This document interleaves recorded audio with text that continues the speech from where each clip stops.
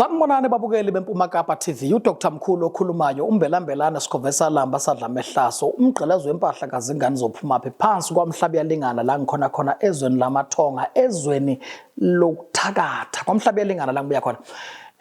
KwiMpuma Kapa Channel 260 inqubo ethi ngihawukele thonga lami. Ake ngichaze kancane nje ngomhlabi yalingana. Umhlabi yalingana indawo esemakhaya. Indawo esabekayo. Indawo enabantu abafishane ningilami. Inabantu abafishane, imost yabantu bakuleya ndawo bafishane. Abanye bangangami ngoba nami ngimfishane phela. Bangangami bafishane abantu bakhona bamnyama. Uma ubabuka uyabona ukuthi la kuyagama. Umhlabi yalingana loyo. Nokunye engachaza nje. Inotikoloshe leya ndawo, inomantindane, inemkhovu. Uye uthi uhamba nobe ebusuku uthi uyongena endlini. Uzosuyabingelelwa njengevoice encane. Siyabona kaka. Ivoice encane khona lapho ke nje. Umangala ukuthi hawu lo muntu ongibingelelayo ubani. Sekumele uvume ngoba isuku ngamboni. Abantu bakhona lapha endaweni. Otikoloshe baningi leya ndawo. Umhlabi yalingana. Umhlabi yalingana ke alufakwa lubuya nodaka. Kunento engifuna ukuyichaza namhla kwiMpuma Kapa. Ngifuna ukuchaza nje isihloko sami sanamhla sithi umuntu akawona umuthi. Umuntu akawona umuthi. Alikho ithambo lomuntu elumuthi. Umuntu akwenziwa ngaye umuthi. Lokho le topic ngiyifakiswa ukuthi kunabantu abaningi ababhizi babona uDr Mkhulu uyaphumelela abafuna ukubuza. Sekunabantu abaningi otholakala babulala abantu, bacuya amaphatha abantu. Babulala abantu bacabanga ukuthi mhlawumbe noDr Mkhulu ubulala abantu. Kumele babuze kimi because leyo nto ngihlale ngichaza ukuthi ngathwala kanjani. Angithwalanga ngegazi. Angisebenzisanga igazi labantu. Angisebenzisanga igazi labafowethu. Bonke abafowethu bayaphila. Bonke abazali bami bayaphila. So abantu abaningi kabanye abayizinyanga seba end up ababulala abantu bekhama abantu kwenzeka lokhu nalokho. Uyabona nje uma uthi uyalandela kuna nasi isifo esikhona noma nabu ubumnyama noma nawo umoya omdaka okhona lo wokubulala abantu bebalela imhlophe. Kunomunye umbukeli oke wabuza umbuzo la. Kune email ekhona la engifuna ukuyiphendula ngamtshela ngathi ngizomphendula mdla ngihleli neMpuma Kapa. Kuna email wayisenda lapha lo muntu uthi Dr Mkhulu uma ngabe wena bakuthengisela ialbino wenza njani njengoba uyinyanga sikwazi ukuthi uyinyanga uyelapha uma kufika umuntu bakuthengisela ialbino wenza njani. Ngicela ukumphendula mbukelo weMpuma Kapa. Akukaze kufika umuntu mina angithengisele ialbino nangolodwa usuku solo ngawuqala lo msebenzi wokuloya. Akekho umuntu okwafika wangithengisela ialbino noma wangithengisela icubu zomuntu ongasekho. Angizange ngadibana nebhadeli njengalelo. Okuqala lokho. Okwesibili uma ngiphendula lo mbukeli noma lo muntu owabuza nansi iquestion. Uma ngimphendula lapho ke ungithengisela kanjani umuntu amaphathi omuntu angazi ukuthi ngiyawafuna. Ungithengisela kanjani? Kusho ukuthi uzothengisela mina nje akaqala ukungithengisela. Yinto ayijwayele ukuyenza leyo. Zingaki inyanga la ngikhona endaweni la ngihlala khona. Wayaqonda uDr Mkhulu azothengisela mina amaphathi omuntu ongasekho. Kusho ukuthi ke ngijwayele ukuwathenga. Uthi omunye umbukeli weMpuma Kapa, mina Dr Mkhulu nguwe ngingabiza amapolisa ngimbophise lo muntu. Uma kufika umuntu azongithengisela amaphathi omuntu ongasekho. Yes, uqinisile. Uqinisile nami ngabiza amapolisa ngimbophise. Kodwa ngibe sengizibuza ukuthi njengoba aqale ngokungithengisela akekho umuntu ozosebenzela wena. Asikho isidalwa sokomnye umuzi esingasebenzela wena. Ayikho into enjalo. Asikho isihlahla esifakwa namathambo omuntu. Awukho umuthi onjalo. Angazi ukuthi lo muthi lo mangathi ugeza ngawo wena ungabe uright ekhanda lakho ugeze ngomuntu ugeze ngomuthi onamathumbu omunye umuntu ungabe uright ekhanda lakho kusho ukuthi kwawena ngaba ukho right. Bantu bakithi ake nivula amehlo. Umuntu otholakala bulala umuntu athi uyomenza umuthi leyo nto leyo inkohlakalo into engekho. Kunabantu abaningi ababona uDr Mkhulu ephumelela. Sengichaze kaningi ukuthi mina ngalanda amandla. Neda abantu abafuna ukuzwa kahle. abantu abaningi babhizi babulala abantu benza lokho abanye bathi bahubhana nami bafuna ukubona mina ukuthi why mina ngibe namandla angaka, why mina ngibe nezinto ezingaka emhlabeni, why mina ngiphumelele. Angiphumeleliswa ukubulala abantu, angaze ngibulale umuntu solo ngaba khona. Umsebenzi wami ngachaza ukuthi ngalanda indoda yamadoda engithi uma ngenza umsebenzi ngenzele. So ngifuna ukuvala lento yokuthi abantu bazokhohliswa, abantu bagijima bathi hayi uma ungathola umuntu onje kuzokwenzeka ukuthi awukho umuthi owenziwa ngomuntu. Bayikhona inyanga eyenza lokho noma khona isangoma esenza lokho, ngicela sivele sikhohlwe sizivalela umsamo waso. Alikho idlozi elivuma ukuthi akubulawa abantu. Angazi ukuthi ngabe unedlozi elinjani wena. Alikho idlozi elivuma ukuthi kubulawa abantu, alikho. So leyo nto leyo ke kusho ukuthi umoya omdaka nje, umoya wenkohlakalo. Into engingazi ukuthi sona siphi nalesihlahla okuthiwa sihlanganiswa nomuntu. Ayikho into enjalo. Mbukelo eMpuma Kapa TV, uma ngabe kukhona umuntu omaziyo ukuthi uoperate kanjalo, wenza izinto ezinjalo, ziyinkohlakalo. Umuntu onjalo udeserve ukuthi ingalo yomthetho idile naye. Ngiyafisa futhi ukuthi nangolunye usuku mhlawumbe kulomsebenzi lona uke khambe kungenelela nanabo okuthiwa i-Department of Health. Bake ba-check kahle ngoba lento le iqala lapha ekutheni kubulawa abantu kungoba kuthiwa umuntu ufuna ukuceba. Uma ufuna ukuceba thwala. Ngeke ngavela ngachaza ngathi umcebo wegazi awunampumelelo. Uma ufuna ukuceba nje thwala. Angeke uthwale futhi ngomuntu. Wathwala ngomuntu, umuntu uyithunzi elibi, uyozondwa ngabantu impilo yakho yonke. Akukho into yakhe ezolunga. Umuntu unesithunzi sakhe. Umuntu ozwadlula emhlabeni unesithunzi sakhe. Wakini akusiye wakini unesithunzi sakhe. That's why noma ungathi uyahamba uye emathuneni kumanje uthi uyoshisa impepha, uyothela ugoloko, uyophahla, uyokhuluma notatakhe emathuneni. Uzwe nje ivoice imemeza athi yimi mntanami, ungabaleka ushiye nalowo goloko loyo, kodwa bowuthi uzophahla uyihlo emathuneni. Why na? Uyesaba. Umuntu unethunzi lakhe angasekho. That's why ngisho ngathi isidakwa sidakiwe, siqhamuka sambe siyacula, safika emathuneni siyathula. Kusho ukuthi amathuna into eserious kakhulu. Nomuntu kume ngasekho unesithunzi sakhe. Angazi loyo muthi loyo makungathiwa ke kunomuthi ohlanganiswa nomuntu. Yini engenzeka lapho? Ayikho into engenzeka lapho. I-example ile ngikhuluma ngayo ukuthi uma ngathi uqhamuka udakiwe uzodlula emathuneni amaningi, uqhamuka uyacula le, hayi noma kanjani ingoma uyayikhatha uma usuyodlula emathuneni, uyathula ube attention, ulalele yonke ukuthi kwenzakalani manje. Isukulindele ukuba ready ngokubaleka. Ayikho into enjalo. Kusho ukuthi umuntu unesithunzi sakhe esibi. Babukeli beMpuma Kapa TV, uDr Mkhulu uyakhuluma umbelambelana Sikhova Lamba sadla mehlaso kwi-channel 260. Isihloko sami sithi awukho umuthi owenziwa ngomuntu. Ayo ke topic imila, awukho umuthi owenziwa ngomuntu. Bengiphendula usisi lapha wathumela i-email abuza ukuthi uma bethengisela mina i-albino ngenza kanjani, uma bethengisela mina abaphatha umuntu ngenza kanjani. Angazi akekho umuntu akwafika wazongithengisela. Number 2, lo muntu befika azokuthengisela mina kusho ukuthi ngijwayele ukuthenga. Akekho umuntu okwazi ukungithengisela inyama yebhokwe angazi ukuthi ngiyayidla. Ungithengisela kanjani into ungangazi ukuthi ngiyayidinga? Kusho ukuthi ungithengisela ngoba uyazi ukuthi lento ngiyayisebenzisa. Ingalo yomthetho la kufuna khona bese ivula amehlo iyabuka. Ngikhuluma ngale ndaba le lesikhwama sami. Isikhwama sami ngeyisona engidela naso. Yiso lese ngithi noma umuntu uma ngabe sidinga akezeke imali ande sona. Akezeke kimi ngimenzele lento kuphela ahamba ayohlala phansi. Ngikhulumile ngaso isikhwama. Ngabe ngakhuluma nganalo uphondo lwami. Ngishilo ngathi lento yegambling ngiyitholile. Bengenayo nami isikhathi eside kade ngangiyifuna solo bahamba abantu bawina abanye mina ngingawini. Ngihambe ngaze ngayithola. Mina ke la ngiyithole khona kuthiwe angima ngikwakhela kufuna ngihambe nawe siye casino soyi2. Noma ngabe nifike ekhaya lami naba u10 kumele nginithathe nginifake kwi-shuttle bus yami sihambe siye casino. Angeni kodwa mina bangivala ngisala ngaphandle mina. Ningene nina. Nifike niwine nibuye nemali siyakhatha nami ngidlangani phela. Angikwazi ukukunika uphondo lwami uhamba uyowina ekhasini bese ushaya khona ngale. Uyabuya sizoshare ngoba nami ngikunike lento ukuthi uhambe uyowina ubuye sidle sobabili.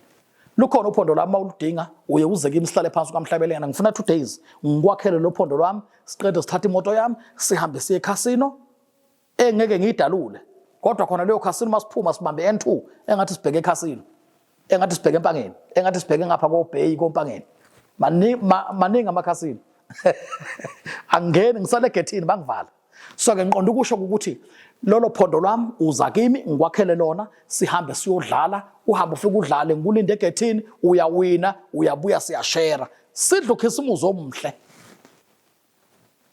na unyaka uyaqala January February kufuneka imali kuzabe kubhizi nizoba nigijima omashonisi ingane ziye ekoleni nayifake ema private school imali ayikho ngikhuluma lokho nje shortly kuncanyana nje uphondo lami lukhona isikhwama sami sikhona siya operator namanje isona futhi engibhizi ngaso sengimi kakhulu ke ngalolu phondo njengamanje ilona engathi lu fast ngoba ngilwakha manje siphume namhla sithatha imoto siyodlala bengazi ukuthi ngogcina ngithanda izinto zama gambling nami bengazi impilo yami nje bengazi ukuthi khona imali ehlele efloatile nje oyiwina ngokuthi unepokwe zakho bengazi bengibabona abantu abahlale babhizi namaphepha bayaxikiza abanye bangena emafonini badlala lokho yonke leyo nto leyo yilento oyidlala efonini oyidlala khona le emshinini akuna stress la ekhaya sengikwenza konke kwasefonini noma ugembululele ubheke embhedeni ulele ubhekisa amadolo phezulu uyagembula efonini yonke leyo nto la ekhaya iya operate i-operator uphondo lwami nje kuphela tu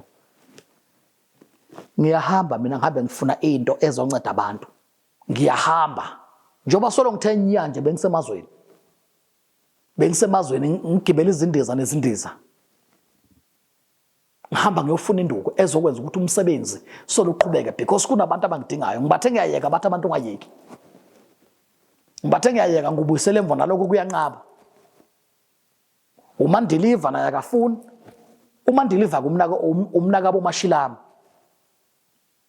ngizonixoxela ngayo ukuthi ubuyaphi kwenzakaleni ngize ngithole into enjengale bafowethu ngifuna ukutshela into eyi-1 ayikho into emnandi njengokuloya ukuloya kumnandi ngoba akubona bonke abantu abadlalela kuwe akubona bonke abantu abadlalela kuwe umuntu meza kuwe uza nje aplanela angisho ukuthi uloyi kabi ubulala abantu ungaloyi kabi ubulala abantu bakini ubulala omakhelwane ziloyela wena ukuthi uphumelele ube right ngalesikhathi urich wena izitha zakho ziyakwata baze bayibopha abanye bayazaca babe bancane ngokuthi wena uyaphumelela uyahamba uyaphambili into efunakala impilo eyaphambili ayikho into emnandi nje ukuba nomuzi omuhle njenganayo lemizi yami engihlala kuyo ube nemizi omuhle ube nemoto enhle uphile kamnandi nayo yonke into sifuna emhlabeni imali imizi emihle imoto ezinhle that all nomfazi omuhle konke lokho kuyahambisana konke lokho kudinga imali phakathi uma ungenamali uyohlala uyilento iyona nje mina ngahamba ngalanda amandla ngoba ngibona ukuthi yonke lento iyangisiza so ngiqonda ukusho ukuthi uma ngabe udinga uphondo lami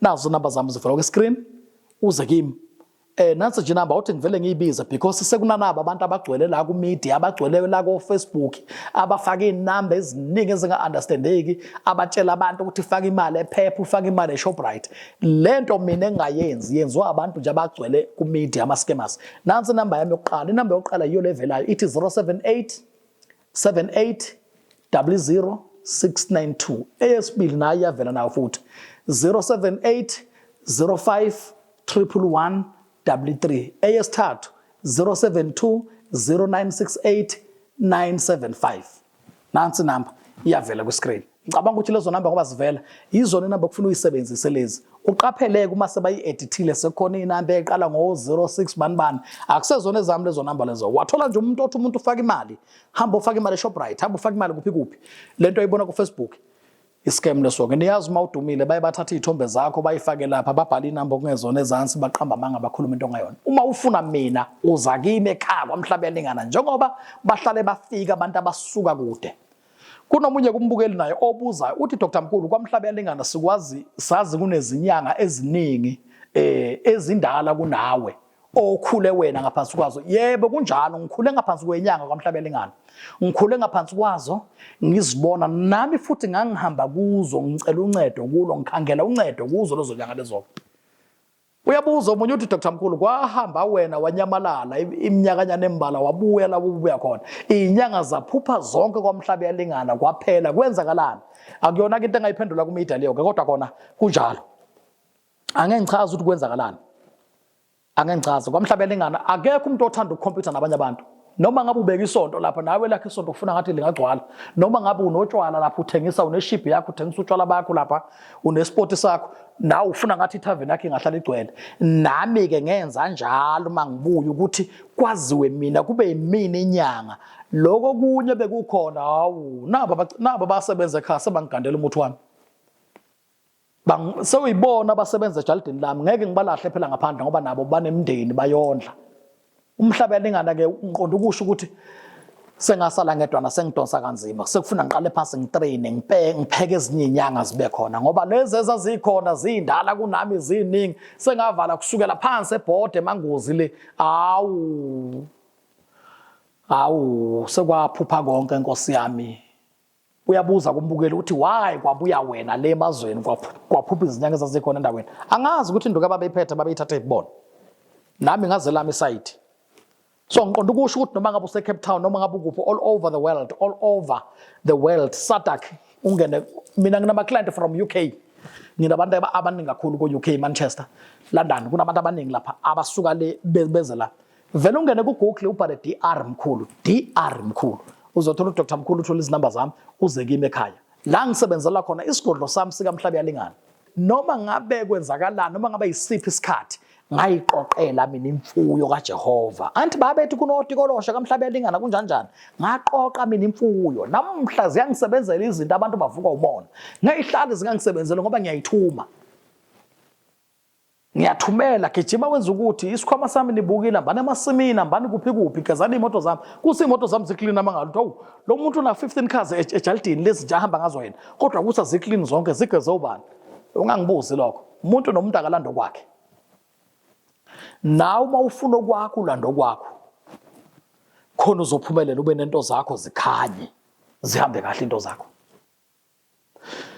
ngifuna ukukhuluma ngomuntu othathe umfazi wamlobola washada wamthela ngenyongo ngalesikhathi nihlanganiswa ngenyongo yembuzi wena ndoda nawe mfazi isuke kuhlanganiswa amadlozi wenu kusho ukuthi impilo yenu iyaphambili niba successful ngokukhulu ukuphuthuma kodwa ngalesikhathi umthatha umlobola umshada nithelwa ngenyongo ubone into zakho ziyaphansi kakhulu bewungcono ngisho angakafiki lo mfazi uyangizwa kuthini bewungcono ngalesikhathi usajola naye ungakamtheli nangenyongo kumanje usumthathile wamfaka iring wamthala ngenyongo wenza yonke into wenza lonke usiko kumele ulenze into zakho zafadalala zabheka down underground zonke kwashabalala kwaphela nakho yazi ukuthi idlozi lalomfazi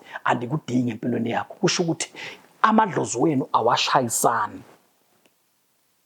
uthandwe nguwe lo mfazi ngenhliziyo yakho ngoba wamthanda ubona ama hips wamshela wamthanda but usukwenze konke kwenu amadlozi wenu awashayisana ngalesikhathi banithela ngenyongo bekumele into zenu ziphakame ziye phezulu nibe rich into zenu zikhanye amadlozi wenu abhekhaphane kuyo yonke into eniyenzayo even a business enivulayo kumele iqhubekele phambili ngokukhulu ukuphuthuma ngokuthi izidalo zenu zihamba nani kodwa ngalesikhathi kungenzeki lokho nihlala ngomsindo nihlakazeke niyaleni into zenu zingakhanyi amadlozi wenu awahlangananga awazwani ngawodwa leyo nduku senginayo yokuhlanganisa idlozi lomfazi nendoda niyathandana nani niyayibona lento ukuthi iyenzeka niyathandana ngokwenhliziyo kodwa zikhona izinto enizenza noyi2 zingayindawo niyoze nibulalane nihlale nigawulana nihlale nishana nihlale nixabana amadlozi wenu awahlangana ngiyahlanganisa idlozi lomfazi nendoda bekwazi ukuhlangana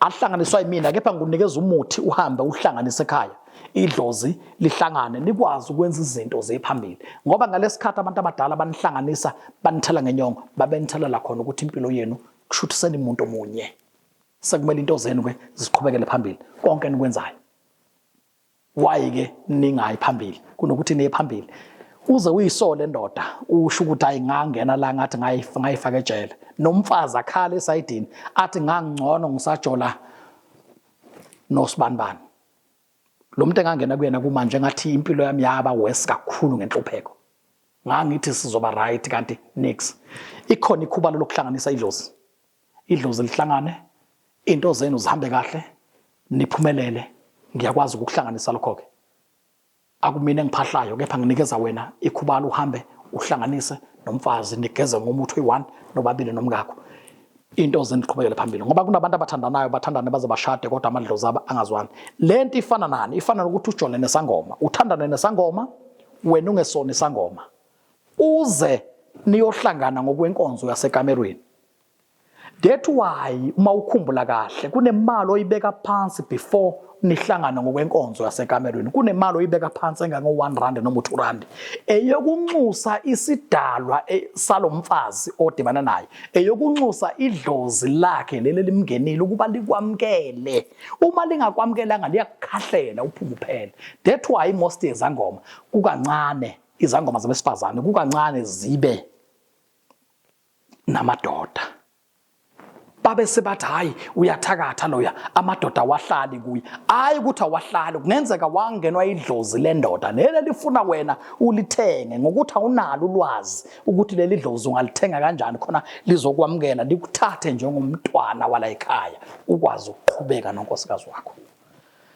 Ikhona lelo khubalo ngiyihlanganisa into enjalo njengamanje senginayo induku ngiyajula mina ngihambe ngifuna induku ngihlale namakhehla amadala kunami ngithola ulwazi bangikhombisa induku le nduku kwenza kanje mina ngisathwasa ke namanje wena uma ucabanga ukuthi wathwasa waqeda ukuthwasa uqedele kufana nokufunda. That's why bathi imfundo ayipheli ufunda uziyofa ikanjalo nje kuningi engifuna ukukhuluma ngako namhla engicabanga ukuthi umuntu ukufuna akubambe akubuke. Kunabantu abashadile kunomuntu oshadile washada umshado physical emini wafaka iringi ubheke bonke abantu ngosuku ashada ngalo isuku wabelethiswa ngalo isilwane akaphindanga wajabula emshadweni wakhe. Ukubelethisa isilwane ke uyindoda uyabelethiswa isilwane hayi ukuthi isilwane sibelethiswa umuntu wesifazane kuphela. Indoda iyabelethiswa isilwane owesifazane uyabelethiswa isilwane. Uma umfazi ubelethiswa isilwane awuphindi ujabule emshadweni wakho. Uyojabula njalo ngesikhathi sasebusuku ngabo 2 o'clock noma ngo3 ekseni ujatshulise isilwane. Wabelethiswa isilwane. Siyindoda yakho ushade kabili wena. Ushada umshado lo wase ubelethiswa isilwane leyo nto loyo yenziwa yithi sizinyama. Mina nje ngiyakwazi ukwenza nangabe athi umuntu awungilayele lo yamuntu loyana ngamenzela ukuthi ngamsusa la ngambeka la namhla ngoba phela kuyenzeka sidliwe thina singamadoda uthatha umuntu uthi uya investor umfundise wenze konke athe suka afike euniversity afika abona ongcono namabachelor nama degree wena kushiye eplazini ngoba wena ubulusa inkomo udayisa inkomo lo muntu lo mbelethisa naye nami ngivele ngakubelethisa ngeke ngakubelethisa ngenzela ukuthi ubone ukuthi impilo injani emhlabeni ansisiyalwa manje lapho isuke sekuliwa sekuyimpa akekho umuntu ofuna ukuluza kalula akekho umuntu ofuna ukulahlekelwa kalula labo bantu suka babelethisiwe. Indoda nayo iyabelethiswa ibe nomuntu wesifazane imshade kepha njalo ebusuku ibe nomuntu wesifazane futhi edibana naye ngokwenkonzo yasekamerweni njalo ebusuku angamjabulisi lo azaphuma umama endlini ahambe ayojabula kwenye indawo ngesimo sokuthi indoda ikhona endlini ifana nefurnisha iyona ihlala ijabulela yodwa njengabo 3 oyizuma iyajabula ngabo 3 ekseni umama nange sayidini ijatshuliswa isilwane eyabelethiswa sona. Leyo nto leyo ngiyayikhipha ngiyisuse isuke iphele kuwena ingaphinde nje ibe khona. Izinto lezo ke esengibhekane nazo kuna namhla esengihambe ngadibana nazo abanye bayahleka bathi hayi wathwala lona kunjanjani. Yebo ngathwala vele ngangifuna kona ukuthi ngibe rich akekho umuntu ongafuna ukuba rich emhlabeni noma ungangiblame noma ungakhuluma uthini into yami leyo ngayiveza kunama reason namanje ngisayiveza futhi ngoba ngiyayithanda iyangisiza ngiphila kamnandi yiyo. Ngiyasithula isilwane osuku belethiswa sona ngukhipha kuhambe leyo nto leyo kubuyele kubanikazi babo ngoba yinto efakwa umuntu awufakwa umuntu wakude ufakwa khona ekhaya leyo nto leyo akekho umuntu akude okwazi ukuzobelethisa wena isilwane ngoba akakwazi ukukuphahlela emsamo akunxuse. Before umuntu aqede ngempilo yakho uqala emsamo wakho athole ukuthi angakuthebula kanjani. And kuba nomuntu omnikayo information ukuthi okay wena lo muntu lo singamthola kanje, lo muntu umephahla uphahla kanje. Awuthetshulwa umuntu wangaphandle, uthwetshulwa umuntu wasekhaya ngoba uyo wazi ukuthi uma siphahla la ekhaya sibiza lo alandelane nalo. Babukeli beMpuma Kapa TV, uDr Mkhulu okhuluma umbelambelana Sikhova Lamba Sadlamehlaso. Uma kwenze kungidinga iza kimi esigodleni kwaMhlabi yaLingana. Unyaka uphelile, uphondo lwami lwegambling buya kimi. Lento lalela ngutshela, lento ngiyenza nawe la endlini. Sithatha imoto yami upakele scraper sakho ufike naso. Sithathe yami imoto sidrive siye casino. Ufike ungene wena udlale ubuye nemali sikhathelana. Cut. Lutho nami ngayithola kanzima lento. Ngayithola kanzima. Ngiqedile akusekho kunye ngizokhuluma njengamanje ngizovalelisa mina kwiMpuma Kapa ngithi kokuzayo ngiyabuya futhi sizohlala phansi nginixoxele nje ngezinto ezibalekile engifuna ukuthi abantu bazazi. Isihloko sami sanamhla besithi umuntu akawona umuthi. Yekelani ukubulala abantu zinyanga, nibulala abantu nithi noceba nifana noDr Mkhulu. Ngeke niye ndawo buyani nibuze kimi ukuthi ngayithola phi lento. Mina ngibulalanga umuntu, angithwalanga ngamuntu, ngathola into yami. Yekelani ukubulala abantu bebalela emhlophe nicabanga ukuthi nizophumelela nizoceba. Awukho umuthi, asikho isihlahla esihlanganiswa negazi lomuntu. Asikho isihlahla esihlanganiswa namathambo omuntu. Icala libovu. Hamba uyoboshwa uyohlala ejele ngoba kushuthi isikhohlakala ukhohlakele. Khohliswa abantu. Inyanga enjalo kufuna uyohlala ejele, ihlala ejele years and years. Ngoba kushuthi sazobaqeda abantu. Icabanga ukuthi abantu bawumuthi. Abantu abaningi babhizi bafuna ukuhupha mina, bahupana nami. Angeke uluhuphe ukhozi ngezinja. Ukhozi inansi inyoni ebamba amatywele ehamba phezulu. Inansi inyoni ebamba amatakane. Angeke uxoshe ukhozi ngezinja ligijima phansi izinja yona igijima phezulu. So abantu abaningi babhizi bakhamana nabantu bathi bafuna ukufana nami. Angeke ufane nami. Buya ngikunika isecret ngikushelele. Ulwazi luyafuna. That's why ngaba neepisode ethi indlela ibuzwa kwabaphambili. Ngangiqonda ukusho ukuthi vula amehlo. Mina ngayithola lento yami yangisebenzela. Umashilami uyiboss uNkulunkulu wezimangaliso. UJehova empilweni yami. Into zami ziyakhanya. kwiMpuma Kapa TV ngiyophinde ngibuye futhi ngizonibona ngithi nje isale kahle.